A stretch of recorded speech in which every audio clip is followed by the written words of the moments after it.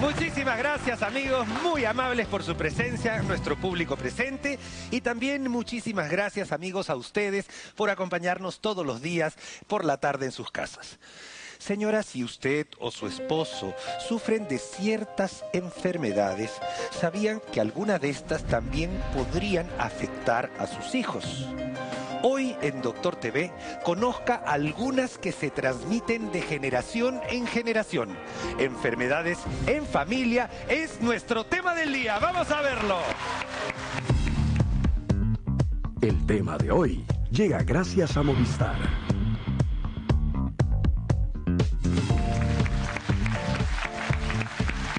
Amigos, para hablar de este interesantísimo tema nos acompaña la distinguida doctora María Quiroga de Michelena, médico genetista. Bienvenida, doctora, muchísimas gracias. Gracias, doctora, muy amable. Muchísimas gracias por venir. Muchas gracias. Doctora, lo primero que vemos en medicina cuando uno estudia ciencias naturales en el colegio, segundo, tercero de media, aprende qué cosa es una célula. Así es. La célula es la unidad que forma todos nuestros tejidos y nuestro cuerpo y tiene en el centro algo muy importante que es el núcleo donde están contenidos los cromosomas que son los que transmiten la herencia. Los que transmiten la herencia. Perfecto. Doctora, ¿nosotros qué tendríamos acá representado eventualmente? Este es un cromosoma que es lo que está en el núcleo de la célula y que está formado por una molécula grandota, así enrollada como está aquí, de ADN y que carga una serie de nucleótidos, de letras químicas que van a formar las instrucciones. De acuerdo. Doctora, si yo hago así, por ejemplo, y voy a sacar así y voy a cortar este pedacito.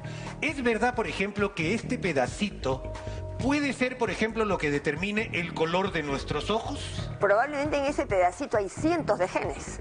Y entre ellos quizás el del color de ojos, quizás el del factor de coagulación, quizás el de la diabetes también podría ser. Uno de los tantos de la diabetes podría ser. O sea que hay muchísima información en solamente un cromosoma. 25.000 genes. 25.000 genes. En realidad, en todo nuestro genoma, ¿no? Vamos a mirar algunas cositas que nos van a ayudar a entender esto, que es bastante complejo, pero a ver qué podemos hacer. Nos estamos yendo a más chiquito, doctora. Tenemos una célula que es identificable, por un microscopio se puede identificar eventualmente. Pero si le sacamos una partícula a nuestro núcleo, tenemos esto. Ayúdeme a explicarlo, por favor. Ok, tenemos la célula y en el núcleo tiene los cromosomas. Y dentro de cada cromosoma hay cientos de genes o miles de genes que determinan todas nuestras características, ¿no? Estos son, y de cada cromosoma tenemos dos copias, una heredada del papá, una heredada de la mamá. Tenemos dos copias de cada cromosoma. Y dentro está el ADN, o sea, el cromosoma es formado por una molécula de ADN que es una sucesión de letras. Entonces aquí vemos, por ejemplo, que en esta zona del ADN hay un T y un A, timina, adenina. Pero si aquí hubiera un cambio y en vez de la T tuviéramos una G, probablemente eso sea una mutación que puede determinar algo que no es normal. Entonces eso puede determinar algunas características familiares. Así es. Doctora, explíqueme un poquito esto, porque tenemos acá varias generaciones, por ejemplo. Así es. Una serie de características familiares se transmiten de generación en generación, tanto las normales como las que no son normales. Aquí tenemos representadas la abuela, la mamá, la hija y la nieta, pero tengamos en cuenta que los varones también transmiten las características hereditarias. De acuerdo. Entonces, vamos a ir mirando eventualmente una enfermedad. Podemos hablar de la hemofilia. La hemofilia tiene una característica, porque el gen está situado en el cromosoma X. Las mujeres tenemos dos cromosomas X. Si uno tiene un cambio o mutación, el otro cromosoma nos protege, porque produce el factor 8 de coagulación. Okay. Cuando uno pasa a sus hijos el cromosoma X, las mujeres reciben un cromosoma X de su mamá y uno de su papá. Entonces nunca van a tener hemofilia, porque del papá van a recibir un cromosoma X sano, aunque el de la mamá tuviera el factor, el defecto para el factor de coagulación. No se enferma una mujer. No se va a enfermar de hemofilia, puede ser una portadora sana. En cambio, el varón tiene solamente un cromosoma X, porque del papá recibe un cromosoma pequeñito que se llama el Y. Entonces, si ese cromosoma X tiene la falla en el gen de la hemofilia, entonces no va a producir el factor 8 de coagulación y la sangre no se va a coagular y el varón va a sangrar. De acuerdo. Así es. Entonces tenemos una foto que está acá, por ejemplo, para ver qué es lo que se debe, o sea, por qué se produce una pequeña lesión en un vaso sanguíneo, activa una serie de acontecimientos que van en cascada, ¿no es cierto? ¿Y qué pasa? Cuando el cuerpo detecta una falla, una fisura en el glóbulo rojo, o en la vena o en la arteria, el vaso sanguíneo se achica un poquito, genera un tapón de plaquetas que activa una serie de cascadas que terminan en el coágulo. Así es, y cuando falta el factor 8, estas plaquetas no se aglutinan. Entonces no se taponea el vaso sanguíneo y la persona sigue y sigue sangrando. No coagula la sangre por problemas de un factor de los 12 creo que hay, ¿no es cierto? Sí. Entonces, un factor y ya no se coagula Ya no la sangre. coagula la sangre. Esto es lo que sucede con la hemofilia. Me voy a poner unos guantecitos y la idea es que cuando una persona adolece, le falla a algún factor de la coagulación, simple y llanamente el vaso sanguíneo Sigue sangrando todo el tiempo. Entonces, ¿qué es lo que hace el factor 8? Básicamente ayuda a que todos los factores de la coagulación comiencen a trabajar mejor y lo que hacen es justamente esta posibilidad de poder producir la adhesión plaquetaria y luego acá Ya no sangra. ya no sangra. Entonces, de eso se trata, ¿no es cierto? Vamos a ver. Muy bien, vamos a ver una segunda enfermedad que tiene bastante carga genética. ¿De acuerdo? La tenemos acá. Y es el asma. Doctora, yo soy hijo de una señora asmática. Mi mamá era asmática desde chico y yo sufrí mucho de asma durante mi infancia y juventud. ¿Es carga genética esto? Es carga genética, no es como la hemofilia a través de un solo gen, es lo que llamamos multifactorial. Multifactorial significa que múltiples factores intervienen en que se produzca el asma.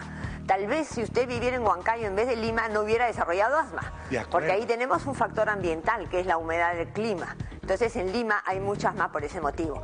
Además no es un gen como la hemofilia, un solo gen que determina asma, es un conjunto de varios decenas de genes que dan la predisposición al asma y factores externos como puede ser la humedad, Y sí, creo que los tenemos en pantalla, doctora. A ver, adelante, por favor, señor director. ¿No? La polución, el smog, partículas en suspensión, ¿no es cierto? El fumar, las infecciones respiratorias continuas que irritan los bronquios, ¿no? El reflujo gástrico, que también es irritante. Entonces, todas estas cosas, la obesidad está muy relacionada con el asma. De acuerdo, ¿no? fumar. Tenemos más, por favor, a ver, adelante. Estas cosas. Los ácaros, esa hipersensibilidad que tenemos a los factores externos que basados en una predisposición genética desencadenan el asma. Lo mismo los químicos, a veces cuando enceran en la casa o pintan en la casa, el niño propenso desarrolla el asma. Ajá. Otra enfermedad.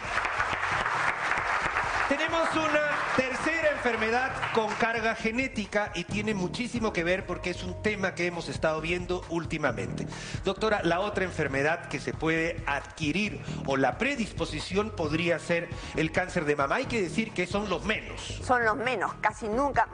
15% de los cánceres son hereditarios. De acuerdo. Ya. ¿Qué sucede, doctora? Exactamente, tenemos una animación y me ayuda a explicarla, por favor. Adelante. A ver. Ya es un tejido mamario, ¿no? Lo usual en el cáncer es que una célula de la mama sufre una mutación genética, porque el cáncer siempre es una mutación genética, empieza por una mutación genética, y las células empiezan a dividirse, pierden control y se reproducen indiscriminadamente. Esa es una forma de cáncer no heredado, es una forma de cáncer que le puede ocurrir a cualquiera, es la forma más común de tener un cáncer de mama, que sucedió, como le digo, en una célula y de ahí se derivó todo el tumor. ¿Pero qué sucede cuando hay carga genética? Ese es el problema. Cuando hay carga genética es porque alguno de los genes que contribuyen a frenar la proliferación celular está fallado. Entonces, ok. cualquier célula del cuerpo tiene tendencia a dividirse más rápidamente. Y para cáncer de mama hay dos genes específicos que se llaman el BRCA1 y el BRCA2 que sí contribuyen grandemente a que se produzca esta enfermedad. Cuando hay esta alteración genética en estos genes, doctora, uno pierde la posibilidad de tener alguna protección contra el cáncer. Así es, y eso sí se transmite en familias. El cáncer de mama casual que ocurre en una persona no se transmite en familia, pero el cáncer hereditario, puede ser por mutaciones de cualquiera de estos dos genes, el BRCA1 o el BRCA2, sí se transmite en familia porque la persona lo tiene en todas las células de su cuerpo. De acuerdo. Por ejemplo, acá nosotros tenemos la posibilidad de tener células cancerígenas. Todos tenemos. De acuerdo, que todos tenemos. Esa es otra de las cosas. Todos tenemos la posibilidad de tener una alteración genética en una célula que nos va a producir una proliferación que puede devenir en un tumor. Así es. Entonces las células empiezan a reproducirse y se forma un tumor. Cuando una persona tiene una falla en uno de estos genes, que son protectores, entonces tiene mucho más tendencia a que se reproduzcan las células, porque no está el factor que las frena. En este caso, al no tener cualquiera de los dos, entonces no está el freno, es como que estuvieran el auto con un freno malogrado, ¿no? De acuerdo. Entonces el auto puede tener un accidente con mucha más facilidad. De acuerdo, estamos aprendiendo un montón. Doctora, tenemos acá en nuestra pantalla, de nuevo, la siguiente enfermedad que viene a ser la diabetes mellitus, enfermedad con harta carga genética. Adelante, por favor, señor director. Doctora, el sobrepeso, la obesidad, ¿tiene carga genética? Por supuesto, la obesidad es en sí una predisposición para diabetes. O sea, si la persona cuida su dieta, probablemente no desarrolle diabetes, aunque tenga alguna carga genética. Justamente estamos ahí. Claro. La dieta es como el factor externo que nos ayuda a desarrollar o no este tipo de enfermedad. Este tipo de diabetes. La diabetes tipo 2 me estoy refiriendo porque hay montones de tipos de diabetes, ¿no? El sedentarismo viene a ser otra de las causas que contribuye a que esta predisposición genética se presente, se acelere o no. Así es.